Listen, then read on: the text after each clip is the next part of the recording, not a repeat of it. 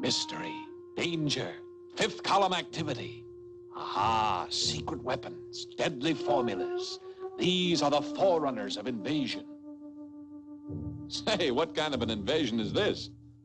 Why, it's just a bunch of kids in a doctor's office. What do you suppose they're up to? Uh-oh. Well, now, these floors are kind of slippery.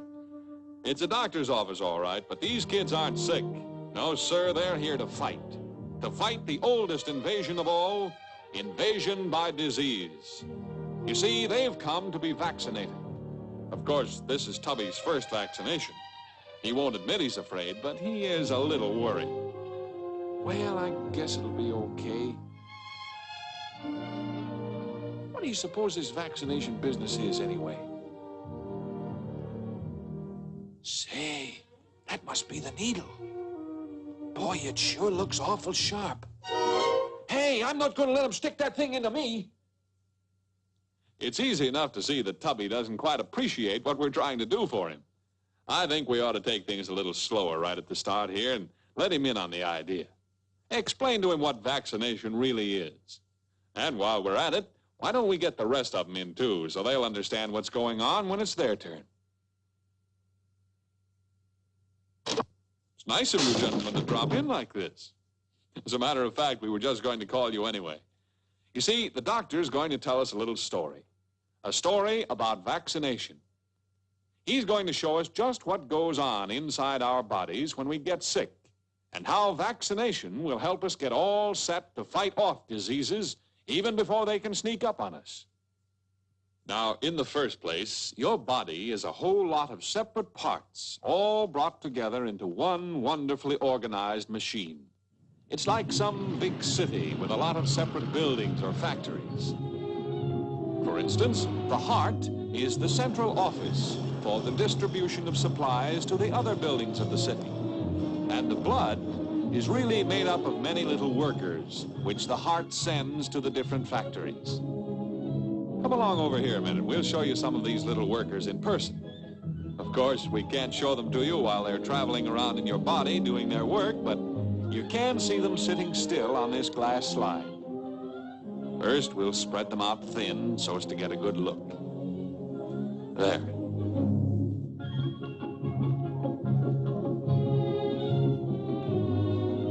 Now you'll see for yourselves what we've been talking about. You see, what you've always thought was just a sort of red liquid that popped out of your finger when you cut it is really much more. It's actually millions of little workers with a job to do. The job of keeping us alive.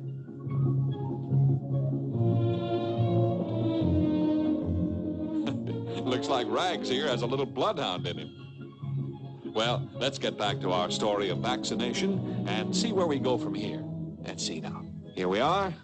We were just going to tell you about our veins and arteries and how they're like the roads and highways of the body, because it's through them that the little workers get around to the different organs or factories and do their jobs. Remember, we said your body is really like a city, a model city, in which everything runs smoothly, and will continue to do so as long as it's left undisturbed.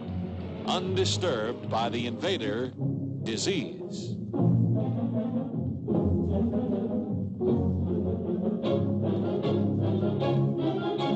You see, the wall around this city has a gate through which supplies of raw materials must be taken. Suppose, for example, that you're loading up a new stock of groceries. Bread and butter, lots of jam on it, ice cream and cake. This busy, peaceful city never heard of the invader. But look, the enemy.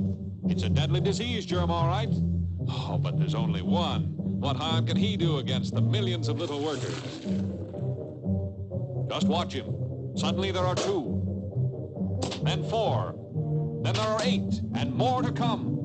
Now we understand why diseases are so deadly.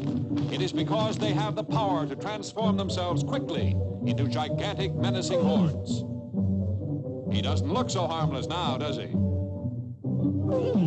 Before you know it, they multiply themselves into millions. Invasion. The alarm is sounded. The workers pour into the supply buildings to arm themselves, but there aren't enough weapons to go around. And it's only with guns that the invaders can be conquered. There is nothing to stop them here because the body is not prepared. Frantically, the factories are converted to the manufacture of the all-important weapons, but they are far too slow. And as the ranks of the invader multiply with terrifying rapidity, we see that it is already too late.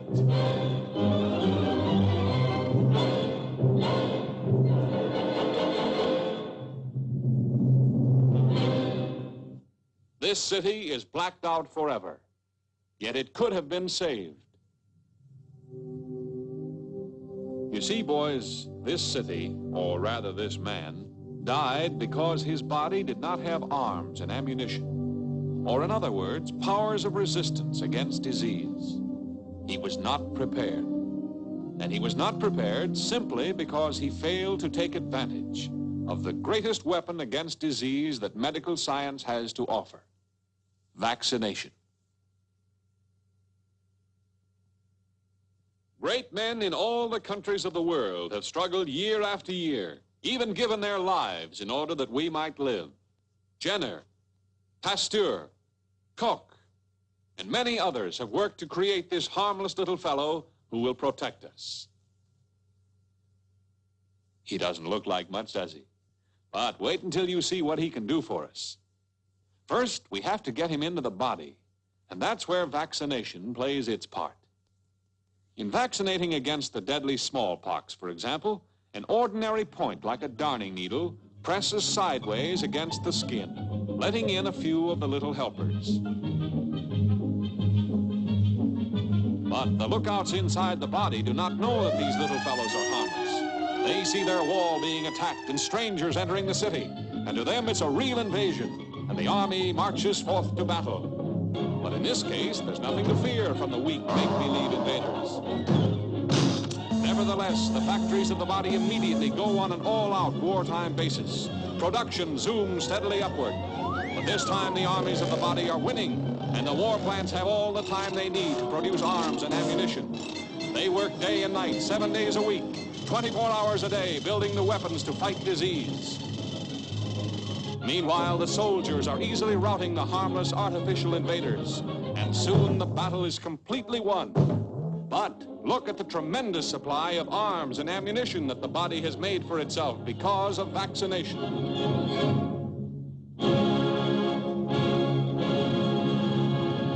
We're ready for the invader. Let him come.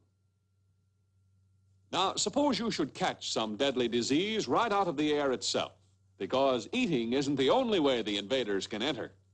They fly around on tiny dust particles or little drops of moisture.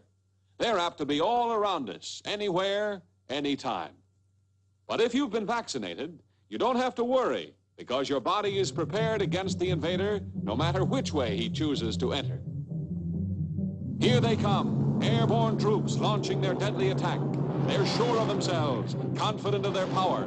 But, brother, they've got a real surprise in store for them this time.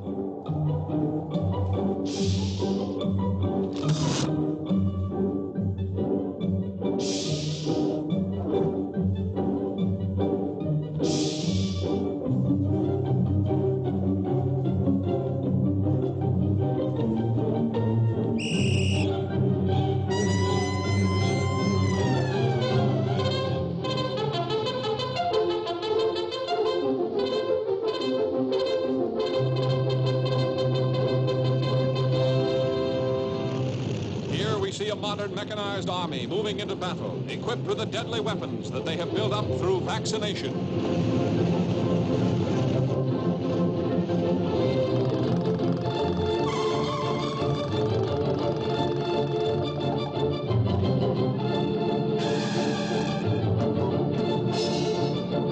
The Black Horde continues its menacing advance. This is no false alarm. This is a real, full-scale invasion.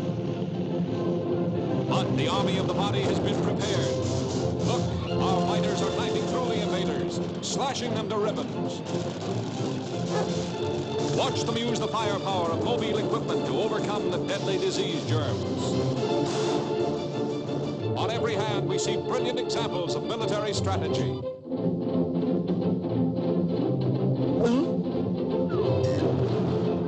The death rattle of the vaccine gun is heard on all sides. backed up by the dull roar of the germ bomber. On they come. And now the paratroops, most up-to-date of all fighting men. Watch them take over behind the lines, highly trained by vaccination in all the tricks of modern warfare against disease.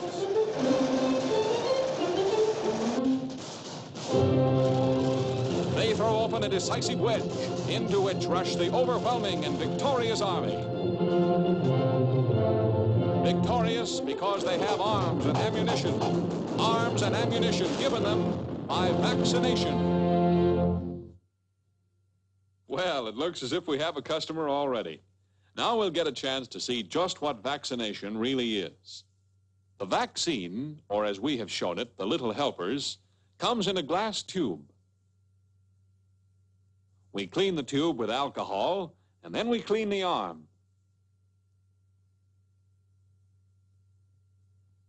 Next, we break the tube to allow the vaccine to come out.